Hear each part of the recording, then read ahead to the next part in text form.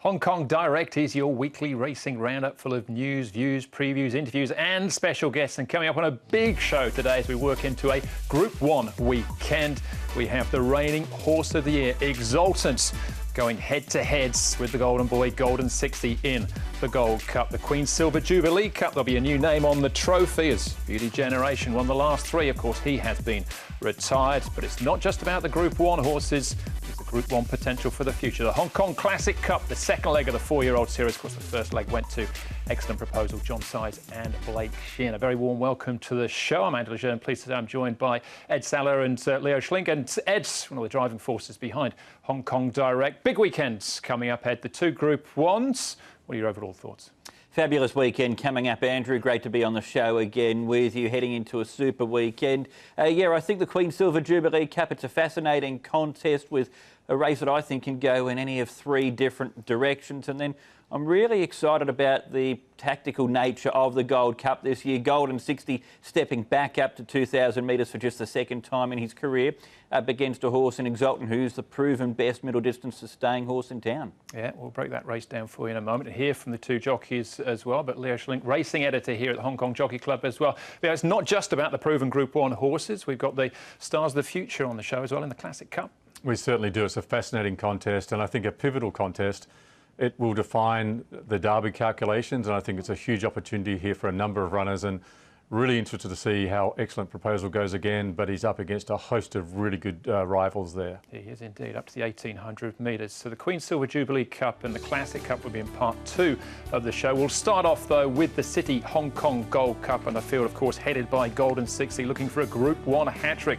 Exultant, reigning horse of the year, runner-up in this race last year too. His stablemate, Time Warp, looking for his third win. Fiore, Columbus County, Player de Pointe, he almost beat Golden 60 in the Derby. Of course, Glorious Dragon, who was glorious in the Centenary Vase last time out. That was under handicap conditions, though, so he's £20 worse off with Exultant this time round. Before we get to the race in a little bit more detail, let's hear from the two jockeys responsible for the two equine superstars on show in the Gold Cup. That is Zach Purton and Vincent Ho.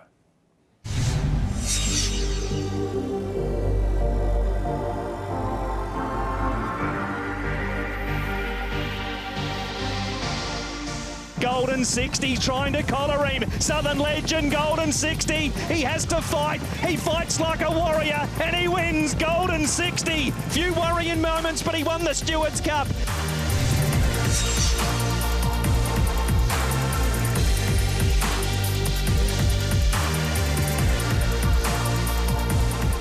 Exultant kicking over Shafano, Furore, Exultant in front. It's the high five of Group 1's Exultant. After last winter, you see this one as, start from zero. So, I don't feel that pressure. But yeah, I think you have to look into this race to do your best, And of course, Golden 60 will produce his best for sure.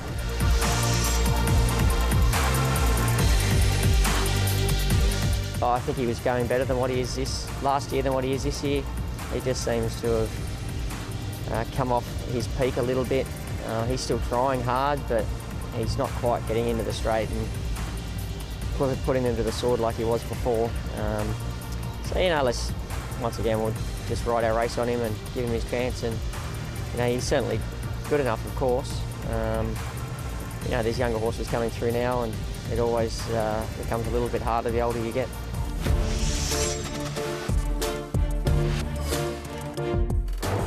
Mile in 2000, I don't think there's any problem for him. He can still sprint home the last 400, same time. So I don't think there's a problem for him.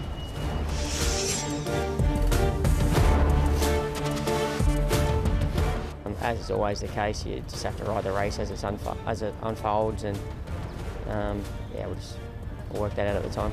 Do you approach these races differently though when it's a small field and looks like there's only one other horse that's capable of beating your horse? Sometimes you can, you are right, but you also have to be mindful that if you go out there just to try and beat one other runner, you can quite often bring both of them undone, and another horse will end up winning the race. So you've still got to give yourself the chance to win the race.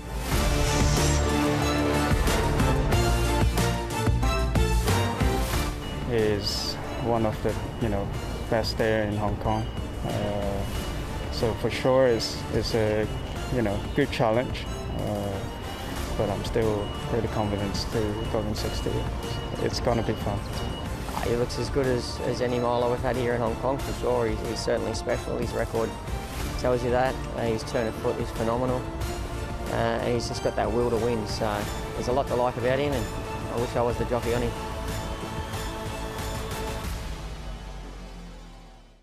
They are the two big names heading into the Gold Cup, Ed. And we finished with Zach Purton saying he wished he was on him, but Exultant, if nothing else, is a warrior. We're going to have a look and see how he can break this down, and if Exultant, if there's a tactical way that he can actually beat Golden 60. We'll start off with last year's QE2. Take us through this. So we're going to have a look at it from the QE2 from last year, as you say, Andrew, because I think if it's a sit and sprint, Exultant can't beat Golden 60. Golden 60's got the better turn of foot. But we had a similar race last year in the QE2, 2,000 metres, Group 1, weight for age, small field. Time Warp had beaten Exultant in last year's Gold Cup, getting his own way in front. Zach didn't want to have that happen again, so at the 1,200 he pressed up to be closer to Time Warp, and also just made sure the tempo was a bit stronger. It was more of a genuinely run 2,000 metre race from that point on. Not forgetting as well, we've got Glorious Dragon and Fiore in the field as well. Fiore has come back this season better than ever, but this, of course, was Exultant's day. It was, yes. Time Warp, though, was in the race again this year in the Gold Cup. He's the defending champion, and he'll be the pacemaker in the race. But I think that Exultant will, like he did in the QE2, really take off at the 1,200. And then we saw them again in last year's QE2 from the 800, again up the tempo even more. So hit the horses off the bit, chasing him. Fiore tried hard and eventually ran down to get second. But this is where Exultant gets his chance to win, I fear. If he pinches a decent break, makes it really tough for Golden 60 to get past him. I suppose one of the factors, though, that was touched on with that when you were speaking to Zach and Vincent was the fact that it was a small field, and that's not what we had in the Derby last year when Playa de Puente was almost able to steal it. Yeah, so we pick it up from the back of the track here. The pace was slow. Champions Way got to the front, slowed things down. Golden 60, Playa del Puente, both out the back of the field, but due to the slow tempo, Blake Shin decided to take off, and this is where the race really changed complexion. Blake was able to get to the front by the 800 metres mark, basically. Vincent riding confidently on Golden 60, but as they get towards the 700, in actual fact, Blake's in front here on Playa del Puente. The horse can stay, and at this point, it did make things a bit trickier, Andrew, for Golden 60. And when they got to the top of the straight, as we're about to see, Golden 60 was still spotting a decent start to Playa del Puente, probably 6 or 7 lengths here. Now, Playa del Puente is a handy horse, Andrew, but the only win in his career was a Class 2 over 1,650 metres at Happy Valley. This time, Golden 60 is taking on Exultant, who is a 5-time Group 1 winner and who's a proven Group 1 winner over 2,400 metres. So for mine, where he could be vulnerable, Golden 60 is chasing down a horse like Exultant, who is a proven star and a high-class horse. As we saw in the Derby, Golden 60 did get there, Andrew, but only just. He did, and that was the margin. As you say, Playa de Puente's just the one winner, has done nothing like this since. So that is the question, tactically, can it be done? But recent form, Leo's got to come into this as well. Exultant, 4 starts this season, second every time. Yes, yet to win and yet to get back to his best. And it was telling Zach Purton's comments about the horse not going as well this year as in previous years, and that's surely got to be a huge factor in this. And if Golden 60 is close enough in the run for Vincent Ho and is able to unleash those sectionals, it's going to be very difficult for Exultant to fend him off. That said, he deserves tremendous respect for his track and distance record, and also the fact he's a proven Group 1 horse, and he'll be the testing material again. I suspect that Golden 60, if he gets the right kind of run, will be equal to that. Yeah, that was Glorious Dragon beating him that day, but he's got a 20-pound turnaround this time round, so you'd have to think that things will be in Exultant's favour. Golden 60, is it possible, Ed, that he's actually going to be better over 2,000 metres than he is a mile? I'm not sure necessarily better. I think he could be just as effective. But 2,000 metres is the furthest he's ever been tested over in the Derby, as we saw before. I think this would be the absolute limit for his distance range. But they have campaigned him purely over a mile and 1,400 metres this time out. So this is why it becomes really intriguing up against all ages at this distance range. Yeah, and Vincent, Leo, seems to be calmness personified at the moment. He said no nerves. I mean, I'm sure there'll be butterflies of some description, but he just knows that he's got a very, very good horse with lots of ammunition. I think Zach summed that up really well, Andrew. He said that every jockey in Hong Kong, probably every jockey in the world, would love to be riding Golden 60, but I think it gets down to the horse and how he is on the day, and at some point there is a bottoming out of this, and I just really hope it's not on Sunday, because if he turns up, does his best, we'll have a really better understanding of how good this horse is. Always dangerous, though, Ed, to say it's a one-horse or two-horse race. Is there something? We've got Time Warp in the field. He's won this race twice before and beat Exultant at his own game, basically, from the front last time out. Really just dragged it out. Who of the others can potentially get involved and maybe cause an upset? Well, Furore has beaten Exultant twice this season. I thought in that Centenary Vase replay that we just showed then, he was getting home really well. He'll have improved from that run, but I think he'll appreciate getting back to 2,000 metres. So I think Furore is the one that we've perhaps undersold here. He can definitely play a big part in the race. Just very quickly, Leo, I want to mention Columbus County, because he was disappointing last time out, but he did look like he was a horse on the rise through the international meeting. He did, and I think there's something to offer still, and I think that he's a horse that can bounce back. And the other horse for me is Glorious Dragon. I think based on his last up performance, he can again contend. OK, all right. Well, that is the Gold Cup. We'll hold on to the tips and the boys' thoughts till the end of the show, but still plenty to come, including the second leg of the 4-year-old series, the Classic Cup, and the second of the Group 1s, that's the Queen's Silver Jubilee Cup, right after the break.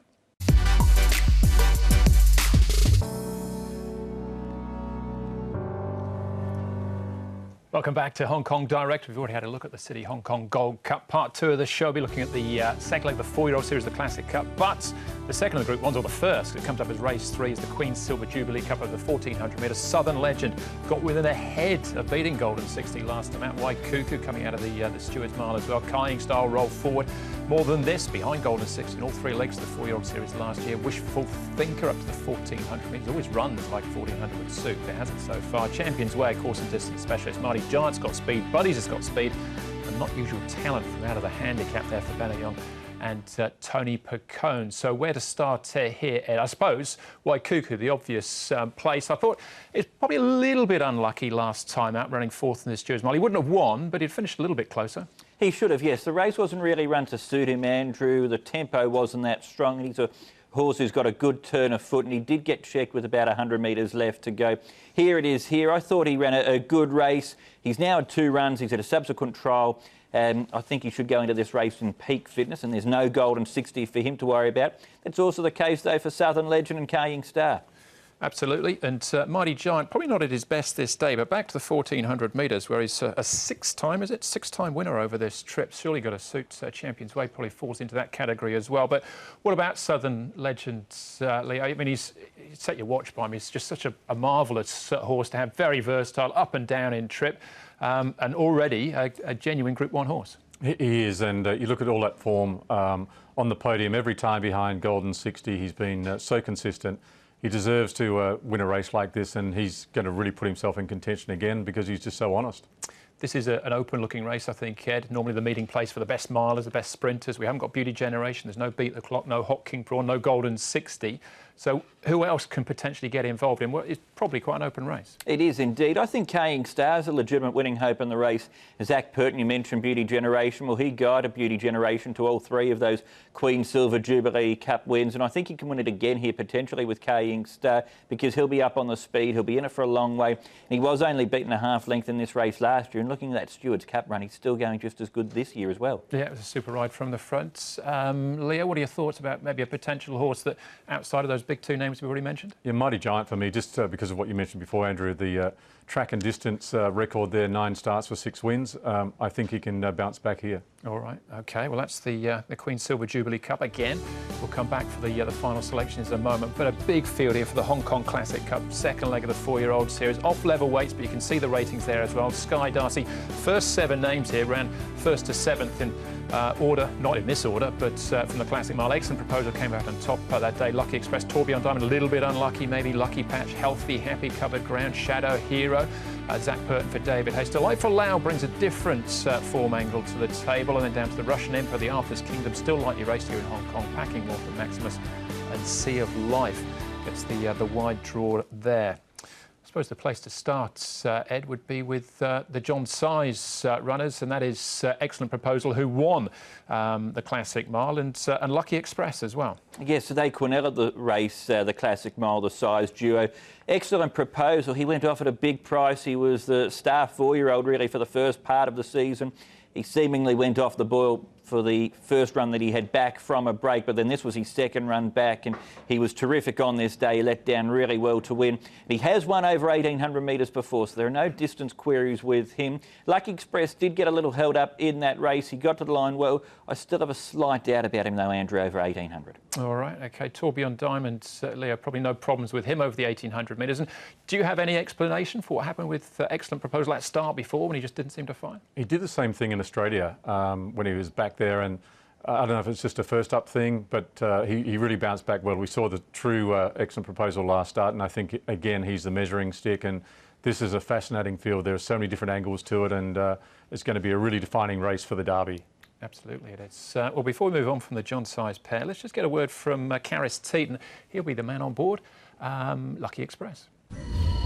I thought it was a good run. Of course, he got held up. I think that's what helped him, actually, to finish off the race. But I was pretty happy the way he was finishing off, and it's actually a good sign, you know, even stepping a bit further now. I think the way we've been riding him to try finish off the race, I think it will suit him. So earlier on this season, there were doubts as to whether he would stay a mile. He hasn't won over that trip, but he's run well at it. Are you confident about him then stepping up to 1,800 metres this time? Yeah, of course it is a question mark, you know. But like I said, if we ride him the same way we've been riding him, switch him off, and because he does have a turn of foot, so if we can just save his energy to just for the last bit, I think he will run well again. Prince of Sussex was his name when he raced in Australia for Matt Laurie. That's Lucky Express. 1,800, maybe a bit of a stretch. What about the Tony Cruz duo, though? Ed Packing-Waltham and Delightful Lau. Let's start with him, who's sort of coming in through a Happy Valley route. He is indeed. So he's taken a different path. He obviously hasn't come through the Classic Mile, but he'll really appreciate the step up to 1,800 metres. His last 3 runs have been terrific, winning 2 of those. He was strong to the line last time out. It was a big effort for him 2 starts ago. He's the one that I think could run a bit of a race at some sort of a price here, Andrew. And Packing-Waltham, Leo, blinkers on for the first time. The trip shouldn't be an issue because he won up to 2,000 metres in France. Yeah, that won't be an issue for him at all, and I think the gear change is crucial, and we've seen so many times through the history of this race and this series that horses with blinker changes and gear changes, they seem to respond really well, and Packing-Waltham could be one of those. All right, a couple of the other big names. Ed, Tourbillon Diamond. I suppose I've grown to like him, Tourbillon Diamond, with what he's done so far. I thought he was going to be a little bit dour, but he's far from that and what we've seen so far. Yes, I think I initially thought that he would need a really wet track and 2 miles basically when he came over here, but I'm happy to say I was wrong about him. He's taken me by surprise. His 3 runs here have been excellent. He was unlucky in the Classic Mile last time out. His Australian form suggests that he'll have no problems. In fact, he'll probably appreciate getting up to 1,800 metres here, and then for the 2,000 metres of the Derby, he's my idea of the winner. All right, and Sky Darcy, Leo, we can't ignore him. He's still the highest rated horse in the race, and this is off level weights. Yeah, and he's a little bit forgotten, isn't he? Just a high quality animal, and I think he'll be one of those there contending late as well. And for me, Shadow Hero is a horse who can bounce back 2 off his last start. Ed, is there any other horses we haven't mentioned so far you think deserves a shout-out? No, I think there's one that I would mention as well, actually, Andrew. Lucky Patch. I was really impressed by a recent trial of his. I thought he got to the line well in that trial. And even the way that he performed last time out in the Hong Kong Classic Mile, he led. They went along at a genuine tempo. He was entitled to fade out of it, but I was quite taken by the way that he stuck on for 4th. He's the type of horse that'll make his own luck in running too. Matthew Purton on board, rampant at Happy Valley on Wednesday night with 3. It was nearly 4. Leo, you just mentioned Shadow Hero's name. Of course, he came with a big reputation, hasn't quite fulfilled that, but do you think he's getting there? He's getting closer now? I think he is, and I think a little bit like David Hayes' stable, a good weekend last week at Sha Tin. I think this horse can turn the corner on Sunday. All right, well, there you go. That leads us nicely into the tips then, Ed. So 1 horse for each race. Surprise me, who wins the Gold Cup? Okay, I can't surprise you there. Sorry, Andrew. I've got for Golden 60. I think overall it's going to be a big day for Vincent Ho, but I do think this is one of his toughest tasks so far. Prior to that, Southern Legend, what a magnificent old horse he is. He deserves another Group 1 win to go along with his Champions Mile win last year.